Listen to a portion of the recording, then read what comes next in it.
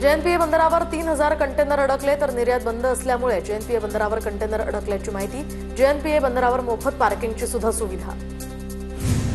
मुंबईमध्ये व्यावसायिक वापरासाठी दिल्या जाणाऱ्या पाईप गॅसच्या पुरवठ्यात सुद्धा आता कपात। महानगर गॅसकडून 20% कपात केली जाणार। मुंबईतील पाईप गॅसचा वापर करणाऱ्या 30 ते 35% हॉटेल्सना याचा फटका बसेल। नवी मुंबईमध्ये आज सुद्धा सिलेंडरसाठी नागरिकांच्या रांगा। सानपाड्यामध्ये सिलेंडरसाठी 3 किलोमीटरपर्यंत रांगा। गॅस एजन्सीच्या ऑफिस बाहेर पहाटेपासूनच लोक वेटिंगवर। ठाण्याच्या मुरबाडमध्ये घरगुती गॅस सिलेंडर घेण्यासाठी नागरिकांची गर्दी। गॅस पुरवठ्यामध्ये विलंब होत असल्याच्या भीतीपोटी नागरिकांनी गॅस एजन्सी बाहेर गर्दी केली आहे। रत्नागिरीमध्ये सुद्धा गॅस एजन्सी बाहेर आज पुन्हा ग्राहकांच्या रांगा। घरगुती एलपीजी गॅस सिलेंडर नोंदवण्यासाठी ग्राहकांच्या रांगा।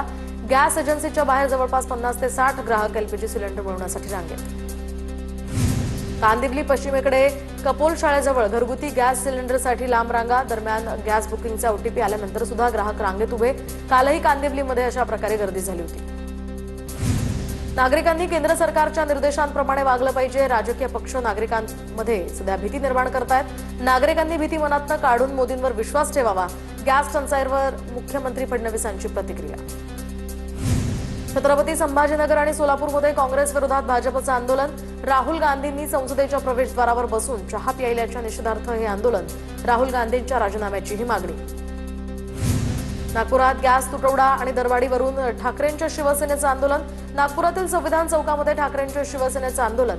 सिलेंडरला हार घालून तसंच चूल पेटवून आंदोलन। परभणीमध्ये एलपीजी पुरवठ्यासाठी जिल्हास्तरीय समिती। कलेक्टर, एसपी यासह पुरवठा अधिकाऱ्यांसह अनेकांचा यामध्ये समावेश। गॅस पुरवठा सुरळीत व्हावा यासाठी उपाययोजना केल्या जाणार। नवी मुंबईतील ठाणे बेलापूर औद्योगिक क्षेत्रातील तब्बल 4500 कंपन्यांना युद्धाचा फटका। 50% कारखाने बंद पडण्याच्या मार्गावर। नवी मुंबईमधील 10 लाख कामगारांवर उपासमारीची वेळ येणार। चाळीसगाव तालुक्यामध्ये एलपीजी गॅसचा तुटवडा तर गॅस मिळत नसल्यामुळे नागरिकांचा जळाऊ लाकडांकडे कल। शहरातील लाकूड वखारींमध्ये जळाऊ लाकडांची मागणी सुद्धा वाढली आहे। काही दिवस पुरेल एवढाच लाकडांचाही साठा शिल्लक। केंद्रीय निवडणूक आयोगाची आज दुपारी 4 वाजता पत्रकार परिषद। बारामती आणि राहुरी विधानसभा पोटनिवडणुकीसह 5 राज्यांच्या निवडणुकांची तारीख जाहीर होण्याची शक्यता। दरम्यान तामिळनाडू, पश्चिम बंगाल, आसाममध्ये विधानसभेच्या निवडणुका। निवडणूक आयोगाची पत्रकार परिषद भाजप कार्यालयामध्येच व्हायला हवी। संजय राऊतांचा निवडणूक आयोगाला टोला तर न्याय व्यवस्था निवडणूक आयोग भाजपच्या दबावाखाली काम करतेय। निवडणूक आयोगावर संजय राऊतांचा जोरदार निशाणा। नरेंद्र मोदींनी देशाची बदनामी करणं थांबवलं पाहिजे। संजय राऊत यांची पंतप्रधान मोदींवर टीका। मुख्यमंत्री फडणवीसांनी बदनामी करणाऱ्या पंतप्रधानांचं समर्थन करू नये, राऊतांचं वक्तव्य। राहुल गांधींच्या सांगण्यावरून संजय राऊत देशाची बदनामी करत आहेत। भाजपचे प्रवक्ते नवनाथ बन यांचा संजय राऊतांवर आरोप। बारामती ते राहुरी पोटनिवडणूक बिनविरोध करण्यासाठी प्रयत्न करणार। निवडणुका लादल्या गेल्यास लढण्यासाठी तयार। मुख्यमंत्र्यांचे विरोधकांना थेट आव्हान। मुंबईच्या महापौर ऋतू तावडेंच्या गाडीवर लावलेल्या लाल निळ्या दिव्यांमुळे वाद तर सरकारी वाहनांवर लाल दिवा वापरण्यास बंदी। नवनिर्वाचित महापौरांच्या विरोधात काय चाललंय? ठाकरेंचे आमदार मिलिंद नार्वेकरांचा सवाल तर दिवे काढण्यात आल्याची अधिकाऱ्यांची माहिती। लाल दिवा महापौरांच्या गाडीवर नव्हे तर बोनेटच्या ठिकाणी होता। ऋतू तावडेंच्या गाडीवरील लाल दिव्यावर फडणवीसांची प्रतिक्रिया तर महापौरांना मुद्दामहून लक्ष करण्यात येत आहे। फडणवीसांची प्रतिक्रिया। मुंबईच्या महापौर या पंतप्रधान आणि मुख्यमंत्र्यांपेक्षा मोठ्या झाल्या का? किशोरी पेडणेकरांची मुंबईच्या महापौर ऋतू तावडेंवर टीका। नियमांना ब्रेक लावत महापौरांच्या गाडीला लाल दिवे लावलेत, पेडणेकरांची टीका। सांगली महापालिकेच्या महिला बालकल्याण सभापतीपदी भाजपच्या बानू जमादार यांची निवड तर निवडीनंतर आमदार सुधीर गाडगीळ यांच्या हस्ते त्यांचा सत्कार। समर्थकांकडून यावेळी रॅली काढत फटाक्यांची आतषबाजी करण्यात आली। सांगली जिल्हा परिषदेमध्ये सत्ता स्थापनेच्या घडामोडींना वेग तर काँग्रेस दोन्ही राष्ट्रवादींचे सदस्य अज्ञात स्थळी। भाजपला सत्तेपासून रोखण्यासाठी महाविकास आघाडीचे प्रयत्न। रावेर नगरपालिकेचा करवाढ टाळून 121 कोटींचा अर्थसंकल्प मंजूर। मुख्याधिकारी अविनाश गांगोडे यांनी विशेष अर्थसंकल्पीय बैठकीत हा प्रस्ताव सादर केला। नगराध्यक्षा संगीता भास्कर महाजन यांच्या अध्यक्षतेखाली बैठकीमध्ये अर्थसंकल्पाला अंतिम मंजुरी। कोल्हापूरच्या दर्याचे वडगाव या गावाला वादळी वारा आणि अवकाळी पावसाचा फटका। पावसामुळे 8 ते 10 घरांची पडझड तर शेतीचंही मोठं नुकसान। जालना जिल्ह्यामध्ये 17 ते 20 मार्च दरम्यान अवकाळी पावसासह गारपिटीचा इशारा। रब्बी हंगामात काढणीला आलेल्या पिकांमुळे शेतकऱ्यांची चिंता वाढली। कृषी विभागाकडून जिल्ह्यातील शेतकऱ्यांना खबरदारीच्या सूचना। भारतीय समता संघटनेच्या वतीनं बुलढाण्यामध्ये अन्नत्याग आंदोलन, वन हक्काप्रमाणे वनजमिनी शेतकऱ्यांना देण्याची प्रमुख मागणी. शासनानं यावेळी सुद्धा आंदोलनाची दखल न घेतल्यास तीव्र स्वरूपाचा आंदोलनाचा इशारा. स्मार्ट मीटर्स विरोधात कडेगाव शहरामध्ये नागरिकांचा आक्रोश. सुस्थितीमध्ये असलेले जुने मीटर बदलून स्मार्ट मीटर बसवले. महावितरण कार्यालयासमोर घोषणाबाजी करत आंदोलन. राहुल गांधींच्या विरोधात कराडमध्ये आंदोलन. राहुल गांधी आणि काँग्रेस खासदारांनी संसदेच्या पायरीवर चाय पार्टी केल्याचा आरोप. तर कराड ढेबेवाडी या महामार्गावर रस्ता रोको आंदोलन करत ठिय्या या ठिकाणी मांडण्यात आला. कळंब शहरामध्ये गुंडगिरी वाढली. हॉटेलमध्ये घुसून युवकाला मारहाण. दिवसाढवळ्या हॉटेलमध्ये घुसून दहशत. युवक गंभीर जखमी. मारहाणीची ही घटना सीसीटीव्ही कॅमेऱ्यामध्ये कैद.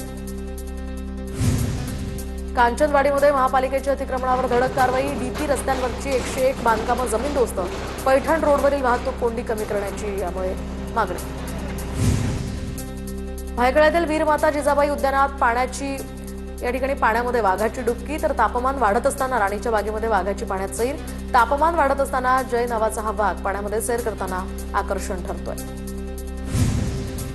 पुण्याच्या शिरूर तालुक्यातल्या सादलगाव या ठिकाणी जिल्हा परिषद शाळेमध्ये बाल आनंदोत्सव बाजार. विविध स्टॉल्स उभारून विद्यार्थ्यांकडून फळभाज्यांची विक्री. उपक्रमातनं विद्यार्थ्यांना आकडेमोड तसंच नाणी आणि नोटांची सुद्धा उधळण.